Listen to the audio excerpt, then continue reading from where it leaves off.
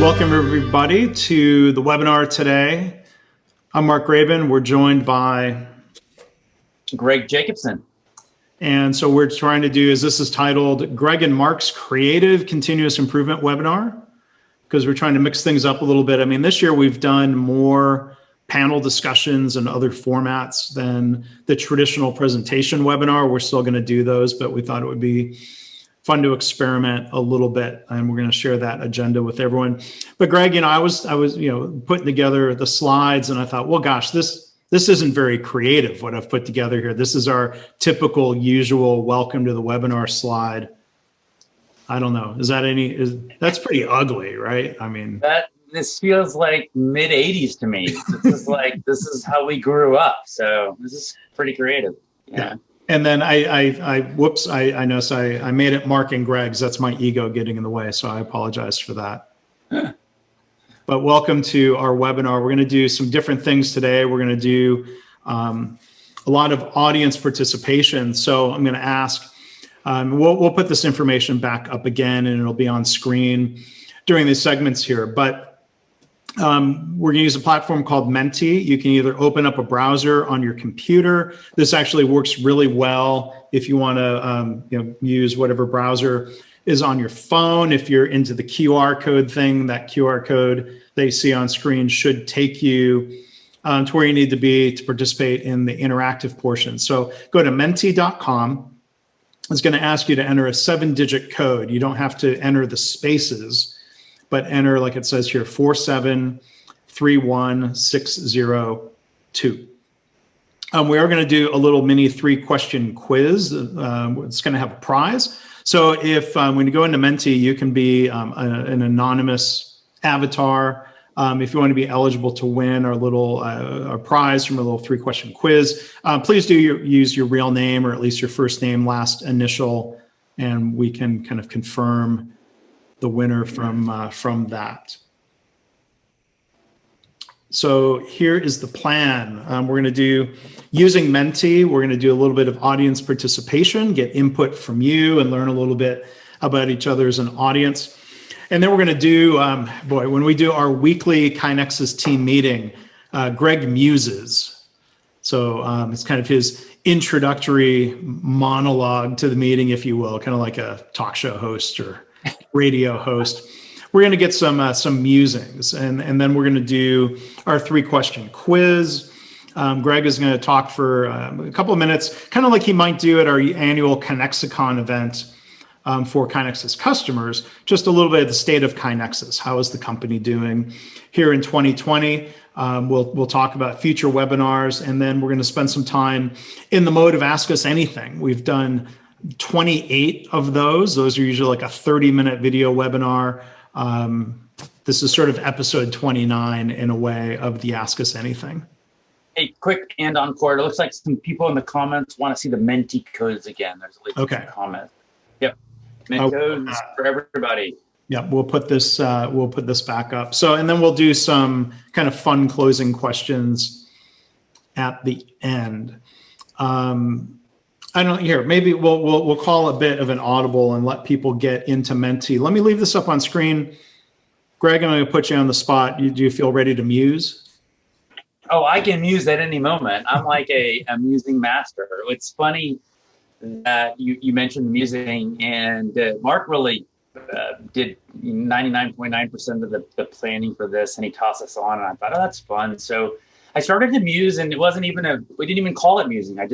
We kind of start off our weekly meeting, and here are things I've been thinking about for the week. And then someone just said, oh, we got to hear Greg muse. And so it just became part of what we did. And I want to muse about 2 topics. One, I want to do the muse that I did last Friday. And I'm gonna say something, and then it's going to be a tease for why you need to listen to the entire announcements. But by the end of this webinar, and when you talk about the announcements, you will know what it means when I say letters to humans. And suffice it to say that I have become very passionate. I'll use the word passionate instead of obsessed, but very passionate about learning as much as humanly possible related to the coronavirus, the pandemic, COVID-19. And I like to turn obsessions into passions, or negative things into positive things. And so my outlet for this has been to really consume that, and then talk to people about that, and to write about it. Yeah. And so it is in that vein that the muse from last Friday was stated, which is, it is the best of times, it is the worst of times. And so last week was a pretty profound week on both of those. One, I think everyone knows that the numbers in the US are completely out of control. We could probably spend the entire hour talking about all the different reasons for that. Not going to do that. Everyone here knows the numbers, and everyone here knows that this is 100% a human behavior-driven thing, and that we all can take part in being part of the solution. But let's talk about the best of times here, Mark. And there were two really fundamental things, and now a third that I can add that happened on Monday. But we had really great news on the interim analysis of Pfizer's vaccine candidate, the mRNA vaccine candidate, where I think if you were following and reading about vaccine candidates, you would have been really happy with, well, one, anything above 50% would be eligible to be approved by the FDA, but anything really in the 60 to 70% range was everything that I heard about from vaccine experts. And they reported a 90% efficacy. Mm-hmm. And so that efficacy is related to having symptomatic disease. They're not testing these people on a weekly basis to see if they have non-symptomatic disease or tiny, mildly symptomatic disease. But 90% efficacy in preventing symptomatic disease. And then on Monday, Moderna came out with their mRNA data, and they reported a 94.5% efficacy. So they're essentially equivalent. They're way higher than anyone anticipated. So again, this is interim analysis. It's science by press release. No one's seen the data, but it's very hopeful that we will have a very effective vaccine sooner rather than later. But that's not all. There's one more thing that happened last week, and there was an EUA, an emergency use authorization that was provided obviously by the FDA for monoclonal antibodies. And monoclonal antibodies are basically injecting a protein that acts like an antibody in your system, and it basically makes your body look like you've already seen the infection. So it boosts the time frame that your body normally needs 2 to 3 weeks to make these antibodies. And now with the monoclonal infusion, you can get the benefit of that. And that has a 75% reduction in hospitalizations. So somebody else, others might be wondering, how's that different than a vaccine? So a vaccine is introducing something in someone's body that generates that person's own immune response. You could give that to someone who's not sick. Monoclonal antibody could be used for someone that's not sick, but it's right now going to mostly be used for high-risk individuals very early in the course of their illness, because we know that it takes about 7 to 10 days for people to get sick to the point of needing hospitalization. But if we can almost abort that entire process, it's the drug that President Trump got very early in the course of his illness that I'm sure contributed to him having a good outcome with COVID. And so that's a little bit of how they changed the difference. But regardless, it's huge benefit if you are a high-risk individual that gets COVID. There's going to be obviously a lot of logistics that are going to have to occur to be able to do that. But I think those things are going to be ramping up. So best of times, it's the worst of times. That was my news on Friday. But I'd love if everyone's okay with maybe 90 more seconds on a muse. I'd like to talk about trust. Okay, I'm timing. I trust you to keep it to 90 seconds. I'll really just frame the muse as a question and as an observation, which is we talk about needing trust in, well, really any relationship. Business is no different. I've been thinking a lot about it with business. What I love is when things I learn from the business world apply in my personal world, and vice versa. And trust is one of those things. But in order to get trust from people, my challenge to you is to think about you being the first person to offer that trust. And that is really the role of leaders. The role of leaders is to extend trust to the people that they're working with, to take the first step in that. And I think you will find that when you do that, you are reciprocated with trust back. And so just a little bit of thought on trust. Great. That wasn't literally timing you, but I think that was. I hope I did okay. I know I went a little bit longer on the best of times, worst of times. So. All right. Well, cool. Good job. So hopefully everyone can now see the Menti poll. And again, those instructions are on screen and they will remain on screen during the session here. So what country or US state are you from? This is going to come up as a word cloud. Texas is in the house. Texas, Wisconsin, Canada, Switzerland. Oh, wow, we've got a Qatar. Ireland, Qatar. I think somebody typed other. All right. New Jersey, South Carolina. We often ask this in the chat while we're doing our sound check because we often have people attending from multiple continents. We have a Georgia in the chat. Okay. Oh, please chat. This is an informal webinar. We're going to, just because it's informal doesn't mean we're not going to talk about really juicy, valuable things, but please chat as much as you want and we will talk through them. All right. All right. So cool. So a little bit about where people are from. Go Texas. All right. So now you should on your phone or in your browser have a slider where you can either strongly disagree or all the way over to strongly agree. So if your organization uses the methodology or the label lean, you might say agree or strongly agree.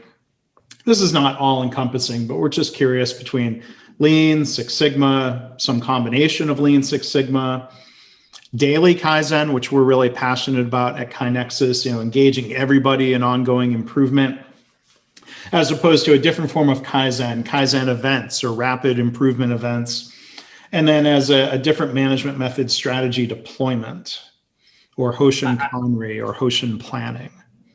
I love what the framing of this question isn't what extent does your organization say or report, but it's just what extent do they use it? And so I'll bet these numbers we have the little sampling bias because I think all the people on this call are in some way interested in this topic and probably want their organizations to do this more than they are. So. Well, and this is a different question than how effective is your organization with these different methods. But again, I'm not trying to make this like a competition. It was really more just trying to understand our audience that it looks like Lean or combined Lean Six Sigma might be a little bit more predominant than Six Sigma alone.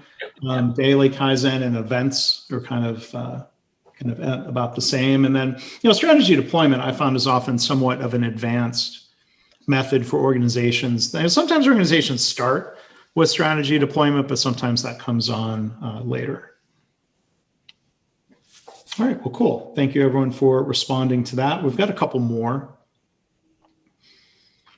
This is a kind of a word cloud again here. What's the state of continuous improvement in your organization during COVID? So this is likely to be a lot more free form. I'm really honestly curious about the response here and what types of words and reactions and we get from folks. Too busy to improve, non-existent. It's unfortunate, struggling, stalled, I'm almost afraid I asked. Okay, strong, vital, improved, necessary, NA, vital, furloughed, unfortunately. Gosh, fast and furious. It seems like there's kind of a mix here. I don't know if that's a single bell curve or if that's a bimodal distribution at both ends of we've stopped or paused versus it's strong and ongoing and accelerating. This is really interesting to see. But I also see some words: thriving, continuing to mature. Helped us experiment, resilient, thriving, supportive. So that's great to see. And we'll share in the follow-up where we'll share the snapshots of the word clouds here. Very cool. Exceed. That's an interesting mix. Okay, thank you everyone for responding there. And then there's a question, during COVID times, do you strongly agree, or somewhere in between, strongly disagree or strongly agree? Our organization is now stronger due to CI work that's being done during this era. And it's interesting to look at that distribution, not just the average. At one point, the score was 3 because there was a 1 and a 5 response at the kind of the different polls. So it looks like there's a little bit more of a distribution in the 4 somewhat agree, which is great to see. But I'm sorry, what were you going to say, Greg? Well, it's also the wording. Our organization is now stronger due to, or our organization, would be stronger with more CI. I'll bet if it was phrased that way, it would have just been a 5. Yeah, it's meant to be more of a what is as opposed to what could be. What could be, exactly. But boy, okay, we ended up right dead in the middle with 3, but a little bit skewed toward the positive. I think, for example, UMass Memorial Medical Center, UMass Memorial Health, they've talked publicly. I interviewed their CEO, Dr. Eric Dixon, and they and some other organizations have said and reported this, that because of the investment that they made to continuous improvement activities during COVID, that they are performing better and that they are better positioned and situated for the future. So I think that's really exciting. I'm also very excited they have recently joined the KaiNexus family. That is right. I wasn't sure. We're looking very much forward to working with them. Yes, I agree. Okay, so Greg already mused, so we've knocked that out. We're going to do a little 3-question quiz, and I am offering, depending on where the winner is located and what your preference is. If you're located in the US, I'd be happy to mail a signed paperback copy of my book, Measures of Success, which includes a few examples of how we use these methodologies and what we've learned at KaiNexus. If you're international, it's easier and more cost effective. I can send you a Kindle version if our winner ends up being international. And these are questions. Some of them might be difficult, but maybe there's an opportunity to learn. And let's see, this is going to be like pub trivia. So you'll get points for having a correct answer. You'll also get more points for answering more quickly. And some of our KaiNexus team members, well, I'll say you're not eligible for the prize. You might have an unfair. So you don't want me participating then, Mark? All right, question 1. Okay, this is showing all the avatars of who is participating. All right, so that's cool. We've got a countdown to start. In what year did KaiNexus get its first paying customer? 2005, 2009, 2011, or 2015? Certainly not as long ago as 2005. You have to give those hints. I didn't do a great job of that. In pub trivia, they always give you little cheesy hints to make it easier as time goes on. So the correct answer, and again, this may be guessing, but we're going to learn something. Greg, let me turn it to you and talk a little bit about, it'll be 10 years. Yeah. Well, you picked actually all milestones in KaiNexus. 2005 was when I had the idea of KaiNexus, and it wasn't KaiNexus then. It was just the idea of using technology to facilitate Kaizen work in the emergency department that I was working with. 2009 is when we formally started the company. And 2011 was when we had our first paying customer. We barely got in. It was right at the end. Mm-hmm. And then 2015, and really 2014 is the year that we raised the much bigger round in many ways. Went from just being 3 people kind of hacking away at something in a garage to being bigger hacking away at something in a garage. Yeah. And at one point for Greg, there was quite literally an office in the garage. Yep. Stereotypical startup tale, right? Yep. Okay, so that's question 1. We got 2 more questions, and then we're going to get Greg's state of KaiNexus, and then we're going to do Ask Us Anything. Question 2. Greg is what kind of physician? And this is not good, bad, strongly agree either. He just plays one on TV, emergency medicine, veterinarian, oncologist, or internal medicine specialist. I wonder how many people are going to Emergent answer coming up. All right. So I think a lot of people know that about Greg's background. What else do you want to say? And I made sure your title and your video says Greg Jacobson, MD. He's still a physician, still working, right? I sure did. Yeah. I mean, the only thing I would say about emergency medicine is that I think ER doctors in general are a little bit more risk takers than non-risk takers, and starting a startup is a very risky endeavor. It also is one of the specialties that allows you to scale how many shifts you do. So I have the privilege and honor of continuing to do 2 shifts a month at a local ER, and I really enjoy being a physician. So, yeah. And it's funny, a lot of people said internal medicine. I found like a lot of the big names in the lean healthcare movement happen to be internal medicine specialists. John Toussaint, our friend from Wisconsin, and Catalysis, who was previously a hospital CEO. Dr. Gary Kaplan, CEO of Virginia Mason, internal medicine. Some other really, really solid and well-known lean healthcare leaders are internal medicine. What they'll say, I'm curious what you think, Greg, is that internal medicine specialists are in particular taught to think systemically about the body, and maybe that serves them to thinking systemically about organizations. I hadn't thought about it. The first thing that comes to mind is it's a numbers game. There's a whole bunch of internal medicine doctors. That could be too. Yeah. Fair enough. All right. So we'll have question 3 here before we figure out who our winner is. Question 3. The first KaiNexus customer was in what industry? Going back to 2000.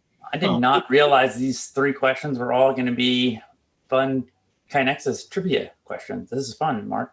Software, government, mining, healthcare, manufacturing.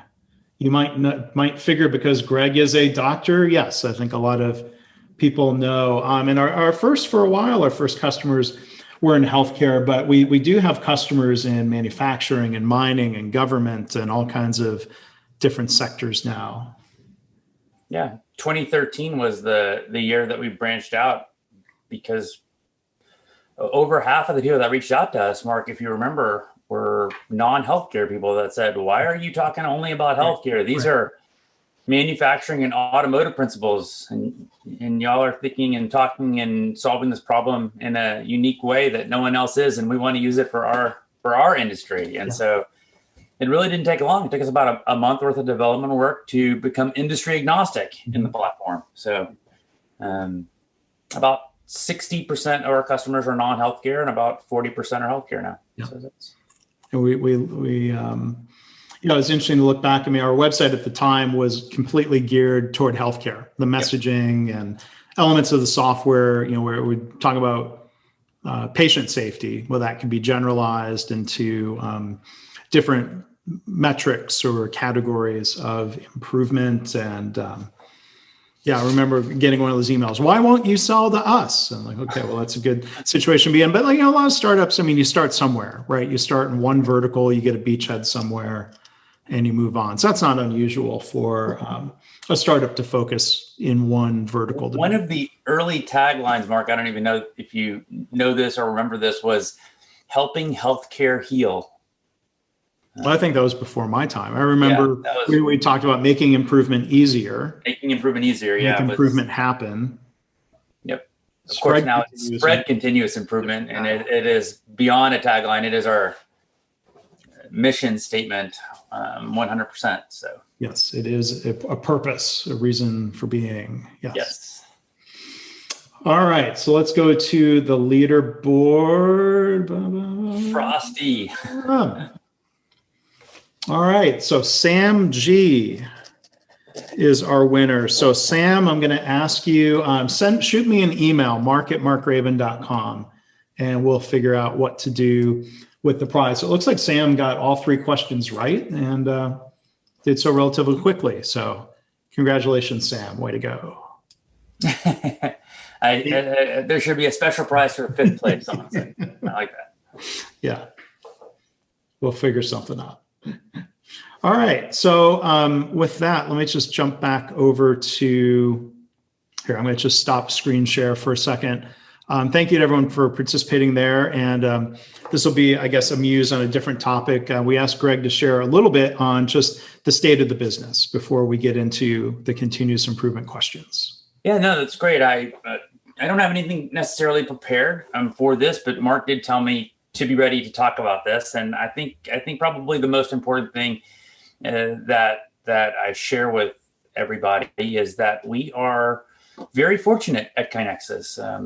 Certainly the economic downturn has hurt us, but we have weathered the storm really well. We froze hiring in March out of abundance of precaution and really not knowing where we were going. And it became really obvious by August that we were going to be able to make it through the downturn and not have any major issues.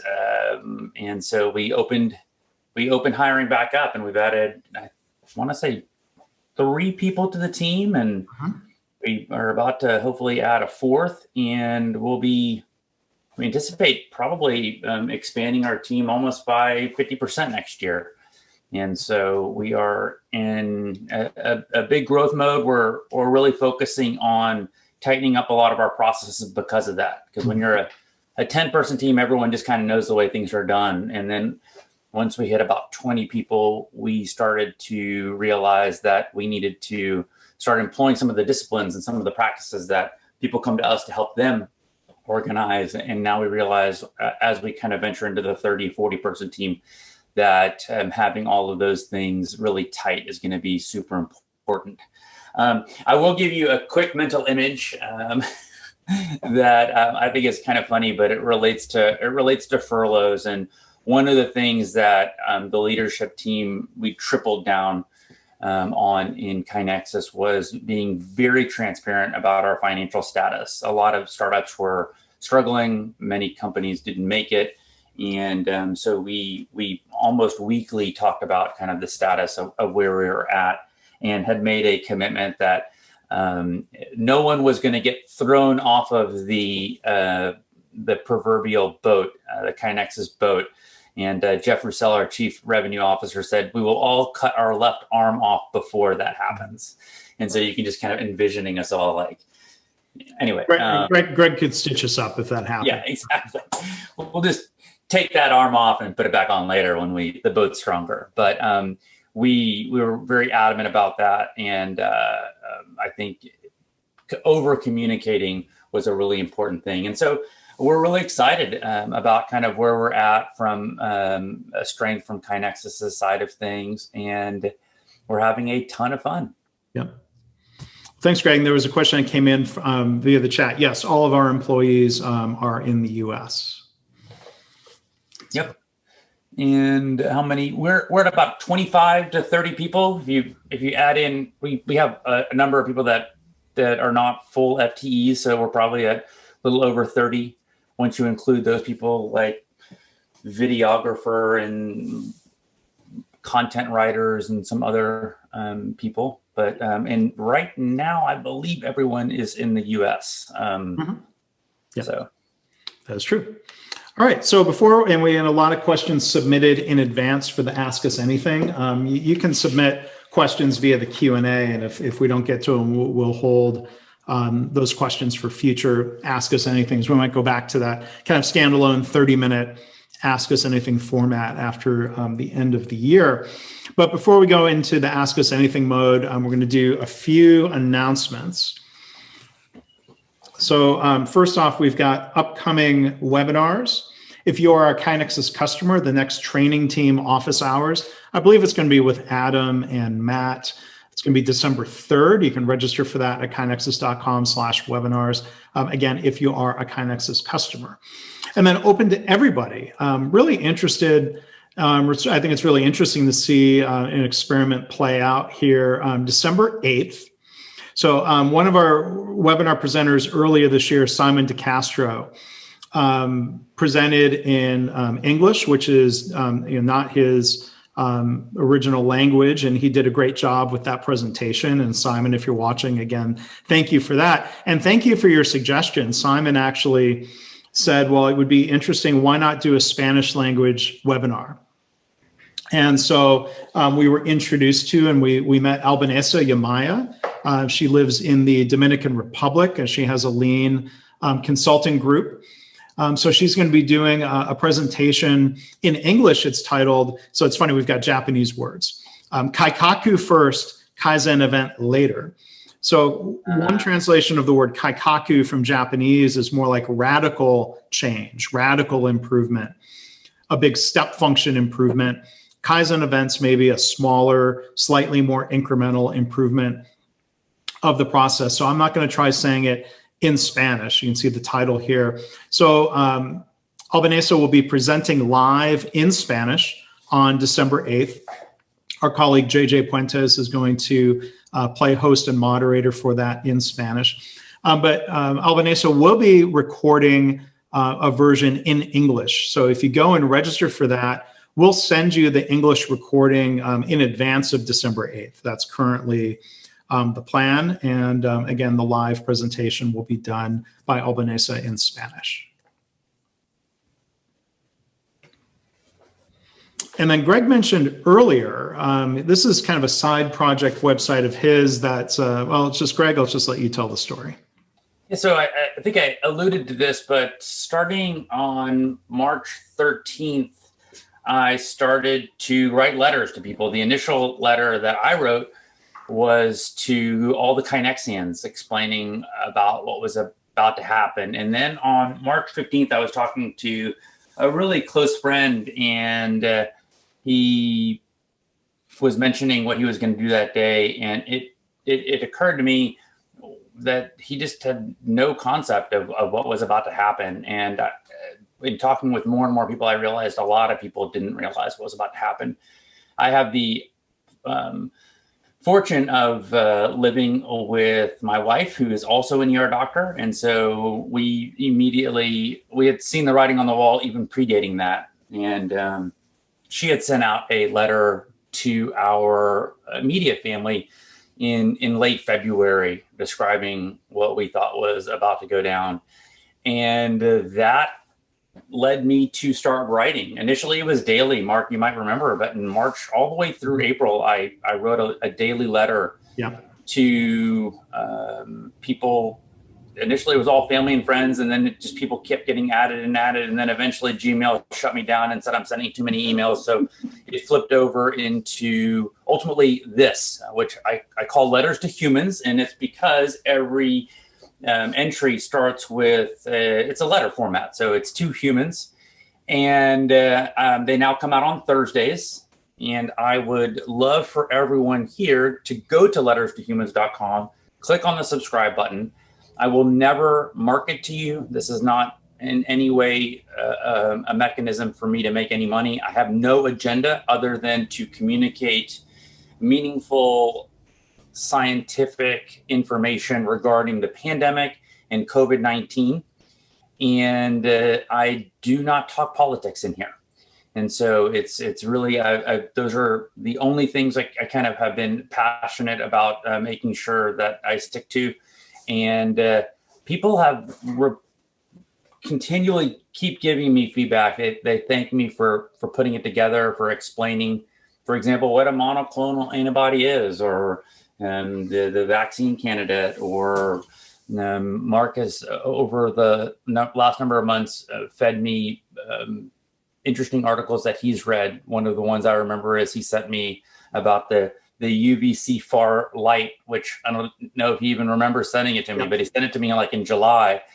And I eventually, I think by September or something, put something together, but on it. So please go sign up, forward it to your friends and family, trying to get good information out there. And now I'm tweeting once a day because I had too many links back in my back queue. And I'm going to experiment, I think, with Instagram coming up. And so That is Letters to Humans. Please, please, please subscribe. Great. Thanks, Greg. Other resources, we want to remind you of our continuous improvement webinars on demand library. Tons of content. It's all free. You can find that at kainexus.com/webinars. We've got our blog. We've got our podcast. So the audio for this session, I think, I may edit it a little bit, but we'll put that in the podcast feed as well. This was a customer suggestion years ago to take the webinar audio and republish it as an audio podcast. So you can find us in all the usual places. It's the way I keep up with all of our webinars, Mark. I mean, it's in my feed. And so I never miss one. Download and listen to them whenever you like. And then Greg is actually going to be a guest real soon. We've already recorded it, but I'm going to be releasing an episode of kind of my most recent project, a podcast called My Favorite Mistake. Greg's an overachiever, so he talks about like 5 different types of mistakes. So My Favorite Mistakes with Greg Jacobson. I could do 10 if you needed, Mark. Yeah, well, maybe we'll do another episode, but we learn from making mistakes, and that's a great lesson, I think. So I encourage people maybe to go check that out. And if you go subscribe, you'll get the episode with Greg coming up real soon. Okay, so let's go into question time. Jason asks, we're trying to start a continuous improvement culture. We're having problems getting the staff to buy in. How do you recommend starting a continuous improvement culture? So like, to me, I think there's 2 parts of this. Maybe I'll just tackle some of this first. If this type of thing would be great to have a conversation about, Jason, and maybe we can follow up and do this privately sometime. So like we step back and ask why.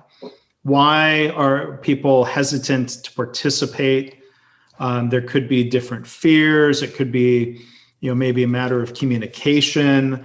In my experience, people are really hungry to have their voices heard and to participate in improvement, but there may be historical remnants of, let's say, a previous suggestion box system that didn't work well, or fear that speaking up with ideas may bring negative attention instead of positive attention. But Greg, what do you think either about just that? I guess just back to that general question of what are some ways to get started with continuous improvement? I answered this question differently 15 years into my journey than I would have at the beginning. Oh, how so? At the beginning, I would have said, well, just start. And now I think I realize the role of leaders. And when I say leaders, I don't necessarily mean only the C-suite of an organization. I also mean even local leaders. But in our experience, cultures that are successful, that are sustainable, that are spreading, are driven by leaders at organizations. Mm-hmm. And it is absolutely vital that they not only champion the process from being the cheerleader, if you will, that they not only do that once, but they do that really every time they're communicating, whether it's in an email communication, whether it's in a town hall, whether it's in the weekly stand-up. But that they translate that into doing improvement themselves. And so whether that's a leader participating in a Gemba walk, or having leader standard work, or simply doing it informally by asking people, hey, what improvement have you participated in recently? Not in an accusatory way, but in an inquisitive way. As long as that's done in a disciplined way, are all, I think, really key. And again, that doesn't need to be at the C level of an organization. If you are in a local department or a local team, the leader of that team can also do this type of work. If you're not one of those people, I think my efforts would be in engaging a leader and getting his or her buy-in, because it will make the process much simpler for you to be successful in it. I mean, I think one other thing that comes to mind about getting started, I mean, sometimes the barrier what may look like a lack of buy-in is people being, putting too much pressure on themselves, and they're trying to come up with big, huge $1 million ideas, and those might be few and far between. People may put too much pressure on themselves, and that may stifle creativity. So I think the advice of starting small, or almost even like if people really seem stuck, make a game of it almost and say, well, what do you think? What's the smallest improvement that you could come up with just to get the wheels turning, and then people can move up to larger improvements from there. And I think also you're trying to identify, are you recognizing or emphasizing a bottom up type of improvement culture system, a top down? Are you focusing on strategy and then figuring out one? I would not recommend starting all of those all at once. That's you can read James Clear. So what did it take me? 41 minutes before I mentioned James Clear book, Atomic Habits. But if you read his book, and really what we're all talking about here are how do we develop an organizational habit of thinking about improvement in a disciplined and repetitive way.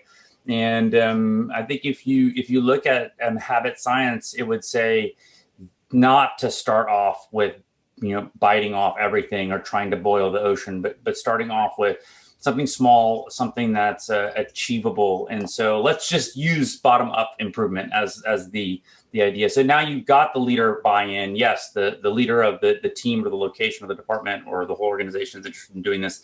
The way that we found really successful in places that I've worked at and with our customers is simply asking people, hey, what bugs you, or what's bothering you, or what would make your life easier if we tackled that? And then, of course, coaching them to the low cost, low risk, 10 feet around you area. Mm-hmm. So that's other tidbits to take away. Yeah, and I'm going to put in the chat. I really like. There's 2 books written by a psychologist, Robert Moore. The more recent book is called The Spirit of Kaizen. And that book is actually sold by Toyota at their visitor center in Japan, which I think is interesting that they choose to sell that book. I think that's a great endorsement.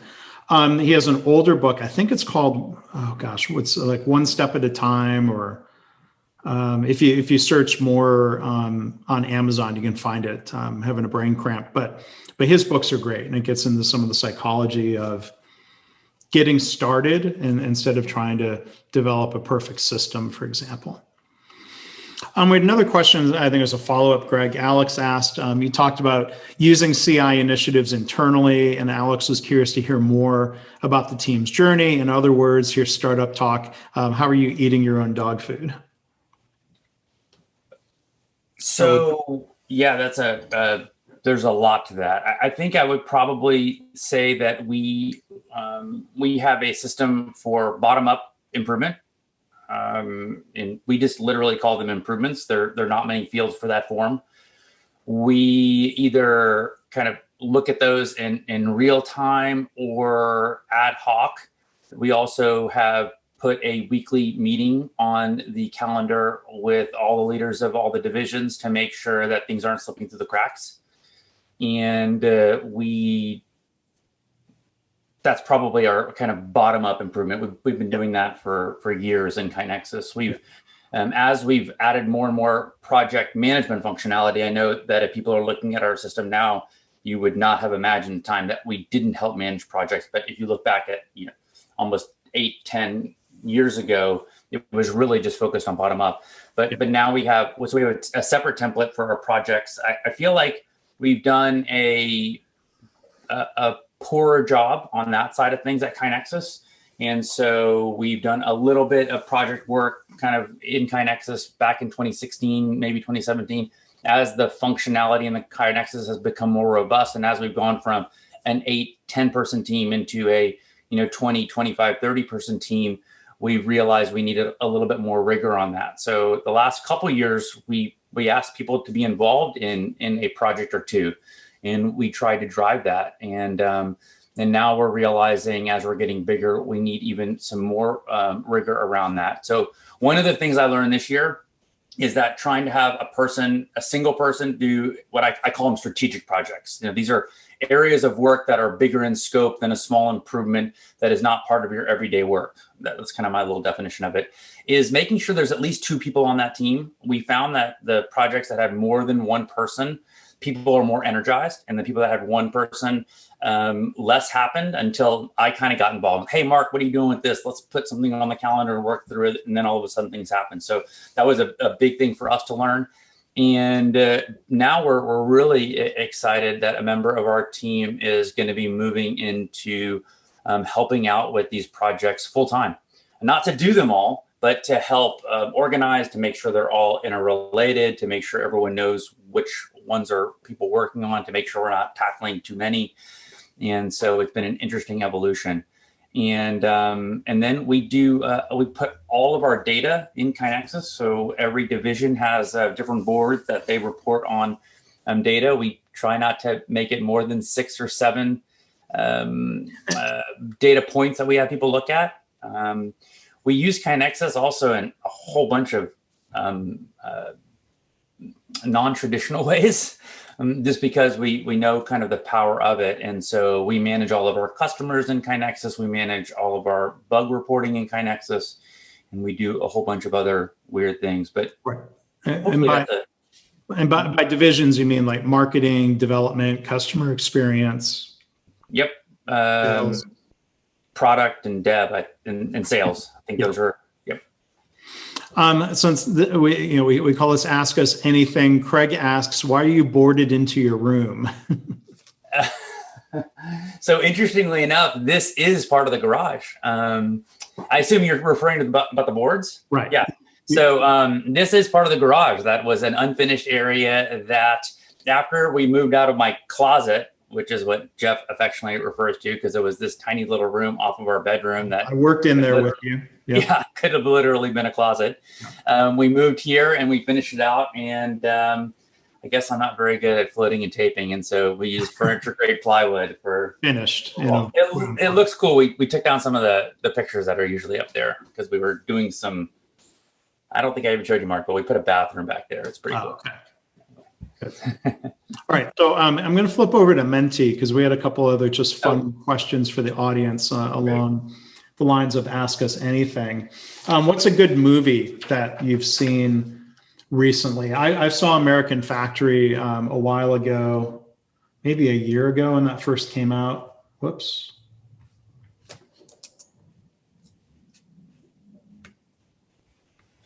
They bring that up. That clearly wasn't error-proof on my part. 13th, the documentary, I've seen that.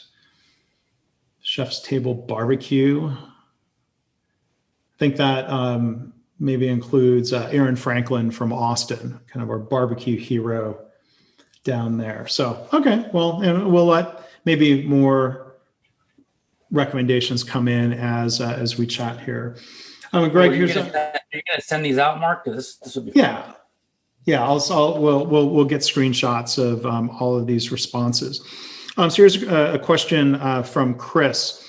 What process improvement do you think we should have been doing all along, but the pandemic helped push into the mainstream? So that's maybe that could be answered a lot of different ways. Like for one, I'll just say something real quick along the lines of healthcare. I've talked to a number of health systems who've said basically what had been a 3-year or a 5-year roadmap for telemedicine, meaning like video visits and all of that, was accelerated and implemented in 2 or 3 weeks.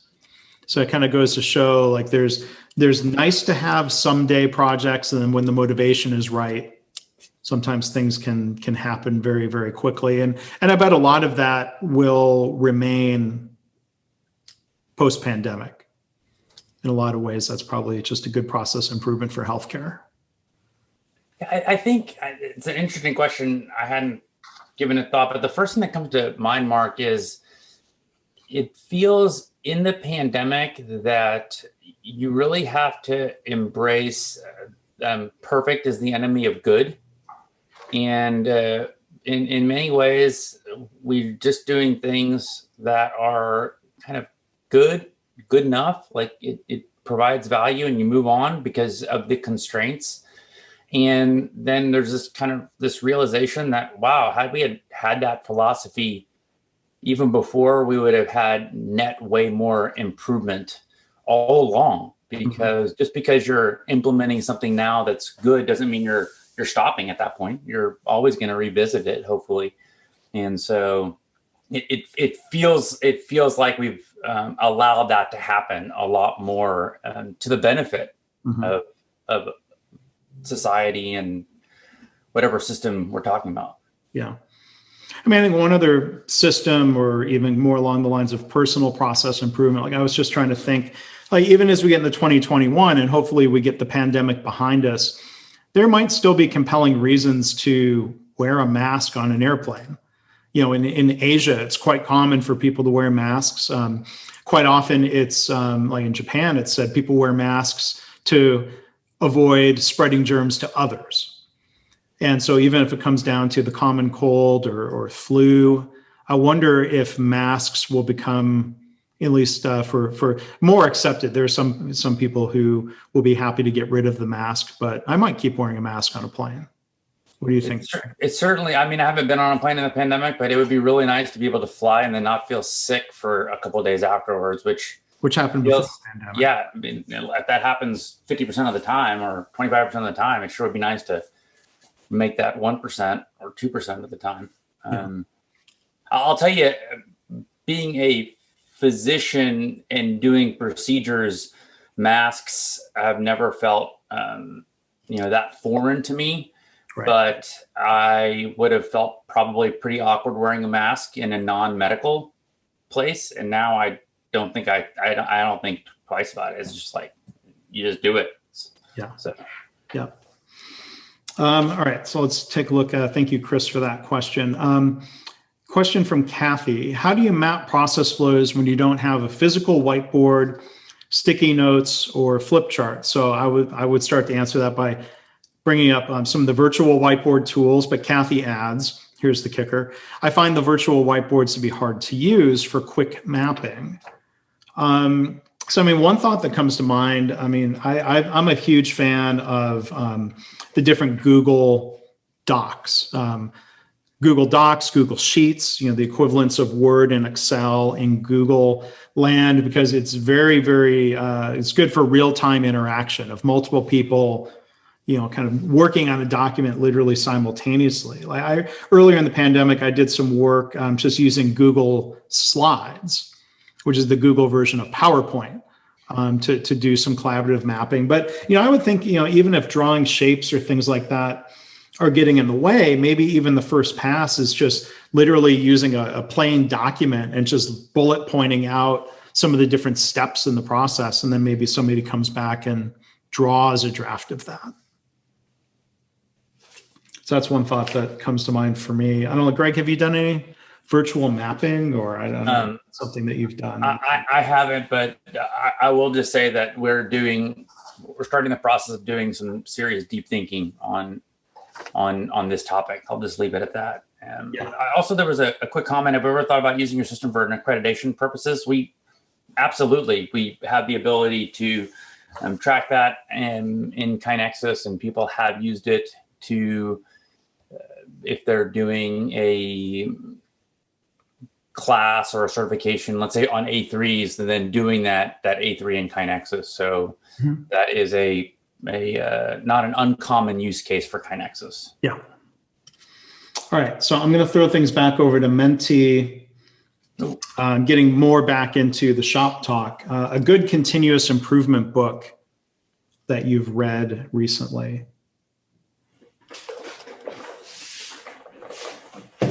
I'm going to grab, and I'm still partway through it because there's a lot there. I'm going to give a plug for my friend Katie Anderson's book, Leading to Lead, Leading to Learn. It was written kind of with and about a Toyota leader, Isao Yoshino. And I was actually going back through, photos. Facebook and Apple Photos reminded me it was 8 years ago this week when I went to Japan for the first time, and actually had a chance to hear a lecture from Mr. Yoshino and had a chance to have dinner with him and a group. So it's fun reading about that in the great book that Katie's done. We've got people recommend The Gold Mine, Michael Ballet, Sprint, Lean Thinking, Creating a Lean Culture by David Mann, cracking the sales management code, lean IT, achieving transformation through lean and innovation. So good. Maybe we'll leave that up and see if there are other thoughts and contributions around that. Another question related to CI, Felipe asks, what in your opinion is the best way to recognize team members' contributions to improvement? Jeff? I'll take a stab. I mean, I think it's literally to recognize team members' contribution. I feel we have gotten into the habit at KaiNexus on those weekly meetings to give shout outs. And shout outs are pretty powerful.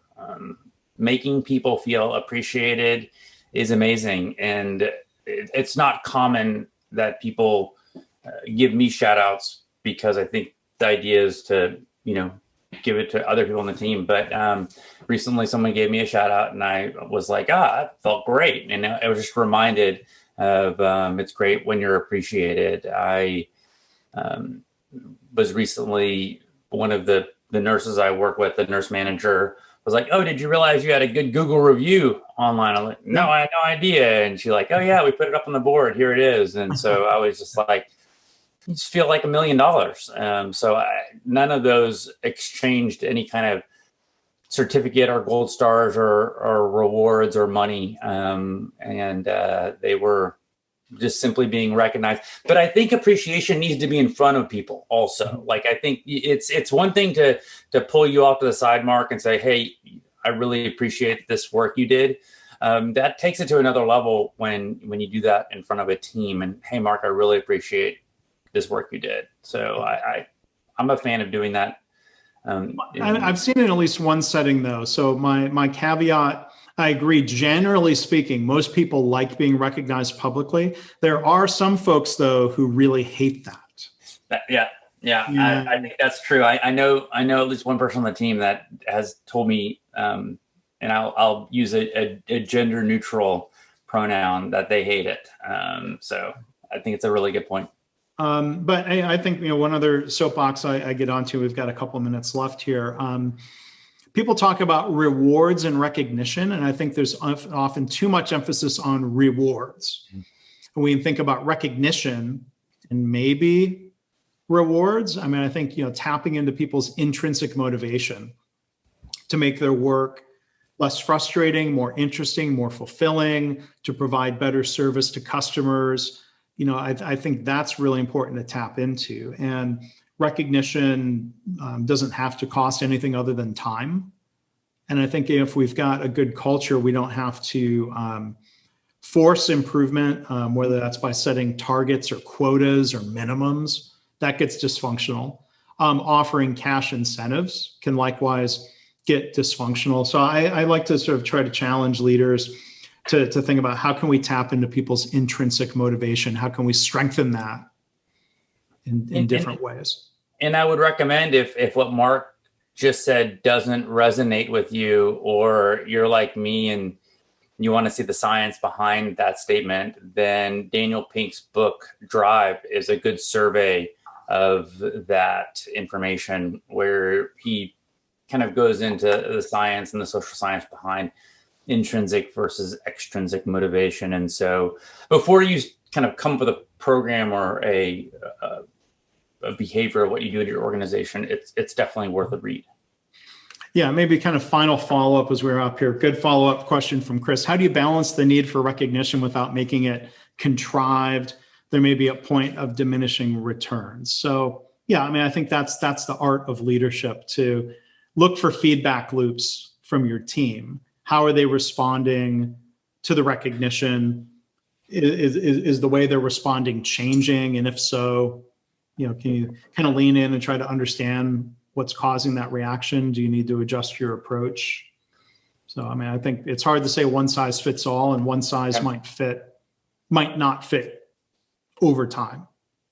I think probably the one size that fits all would be being authentic. I think if something doesn't feel authentic, people can spot that out. So, yeah. And the final question, we don't have time for a long answer, but Kathy asked about Lean and Six Sigma within a law firm. We had, if you go back to the webinar library, two attorneys, friends of mine from Montreal, did a webinar in our KaiNexus series, David Skinner and Karen Skinner, about Lean for law firms. I would really also point to them as a resource to kind of explore that more deeply, how to get attorneys and staff more engaged in Lean. And I'll put that in the chat. Kathy, maybe you can go find that. So we're at the top of the hour. Greg, I guess I'll let you wrap things up and have the last word here. I want to thank everyone for attending, of course. I cannot believe that an hour flew by. I mean, literally, I was almost thought you were joking. I'll leave with the same sentiment that I almost always do. There is no better day than today than to either continue doing continuous improvement or to start doing continuous improvement. And continuous improvement is really, really important work. And so never forget about that. Well, thanks for that thought as always, Greg. And I'm going to final thing, put a link to that webinar that the Skinners did a few years ago. And it's not just about Lean, but it also has application to professional services firms. So, all right, so we're done. I know I said last word and now I'm babbling, so maybe that's a Kaizen opportunity, but we did some experiments today. We'd love to hear your feedback in the survey that you'll be prompted to fill out about today's webinar. So yeah, maybe we'll figure out how to get more interactive elements along the way in future webinars. These are some good technologies I think we can keep experimenting. Thanks, Mark. Thanks everyone for joining us. Thanks everyone for attending. And again, I guess we'll see you next time in December.